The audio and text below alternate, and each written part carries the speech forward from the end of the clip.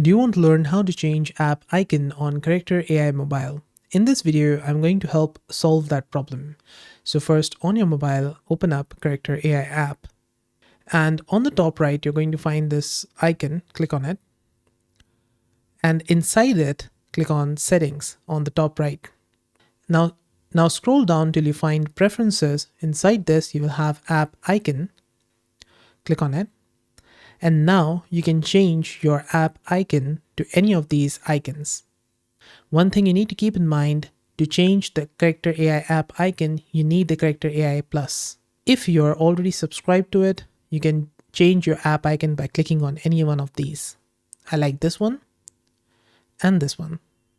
Let me know which one do you like in the comments down below. And that's it. This is how to change app icon on Character AI Mobile.